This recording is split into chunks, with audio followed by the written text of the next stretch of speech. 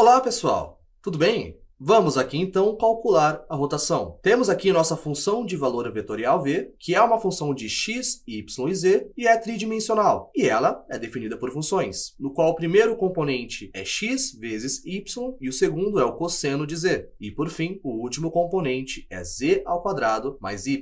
E tendo essas informações, como calcularíamos essa função de valor vetorial? E eu respondo: faremos igual o trabalhado no último vídeo. Você usa esse operador del, pegando o produto vetorial entre ele e a sua função de valor vetorial. E quando você expande o operador del, você preenche ele com operadores de diferencial parcial, que no final das contas serão somente os símbolos parcial, parcial x, parcial, parcial y e parcial, parcial z. E iremos pegar o produto vetorial entre isso e a função que temos. Então vamos simplesmente copiar ela para esse lado e, pois bem, para calcular esse produto vetorial, utilizamos de uma certa determinante. Determinante essa que é uma matriz 3 por 3. E dizemos matriz aqui, mas cada um desses componentes são bem estranhos para uma. Mas enfim. A fileira do topo, que teríamos independente do produto vetorial que estaria sendo utilizado, tem dentro de si as unidades vetoriais i, j e k, que ficam no espaço tridimensional. Já a segunda fileira teria todos esses operadores de diferencial parcial, já que seria o nosso primeiro vetor no nosso produto vetorial. Então seria parcial parcial x, parcial parcial y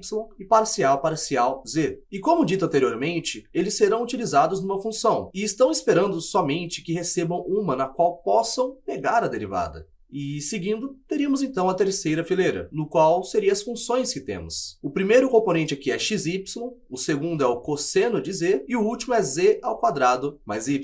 Vamos descer aqui um pouco para ficar melhor a visualização. E, pois bem, essa é a determinante que precisamos calcular, e isso tudo será separado em três diferentes partes. A primeira, pegamos essa parte na esquerda superior e multiplicamos ela pela determinante dessa submatriz. E, pois bem, ao utilizar essa subdeterminante, estaremos pegando a derivada parcial em relação a y de z ao quadrado mais y. E no que se diz ao y, z ao quadrado é uma constante. E sendo assim, a derivada parcial disso tudo aqui é 1. Depois, vamos subtrair a derivada parcial em relação a z do cosseno de z, no qual parece como a derivada do cosseno z, que neste caso seria então seno negativo. Temos então o seno negativo de z. E isso aqui é a primeira parte. Na próxima, iremos pegar j, mas iríamos estar subtraindo, porque como foi dito anteriormente, você pensa nesses elementos de cima sempre como mais, menos e mais, quando se está fazendo esse tipo de determinante. Então, iremos subtrair j, multiplicado pelo seu próprio subdeterminante. E dessa vez, esse subdeterminante irá envolver duas das colunas que não fazem parte. E, pois bem, você iria estar pensando nessa primeira coluna e nessa segunda como partes da matriz. E a primeira coisa que você faz aqui é pegar a derivada parcial em relação a x de z ao quadrado mais y. Nenhum x aparece aqui, certo? É z ao quadrado mais y. Cada um parece uma constante no que se diz a x. Então, teríamos aqui 0.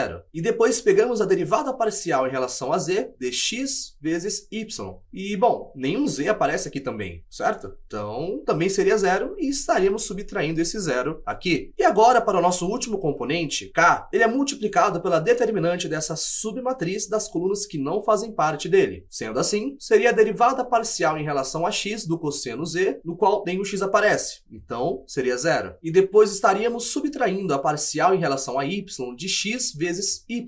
X parece a constante e y a variável, então a derivada parcial é somente x. Iríamos subtrair x. E se simplificarmos isso tudo, teríamos como noção então que a rotação do nosso campo vetorial, como função de x, y e z, é igual a... E, bem, o primeiro componente i, temos 1 menos o seno negativo de z, menos e menos então, 1 mais o seno de z. Depois, o componente j, do qual estaríamos subtraindo, mas é 0. Geralmente teríamos a regra aqui, mas como os dois são 0, nosso componente j, ou componente y de saída, é 0. E por fim, o componente k, no qual é 0 menos x, ou seja, o x negativo. E essa é a rotação da função. E esse é o jeito de se calcular. Você dá uma olhada no jeito que a sua função é definida em cada componente aqui, e depois pega esse símbolo del, essa parcial, parcial x, parcial, parcial y e parcial, parcial z, e pega o produto vetorial entre isso e a sua função. E isso envolve pegar 6 diferentes derivadas parciais. E é tudo mais uma questão de se recordar bem para ter certeza que vai fazer isso certo. No fim, você teria algo como isso. E é isso, pessoal. Espero que tenham aprendido e até a próxima.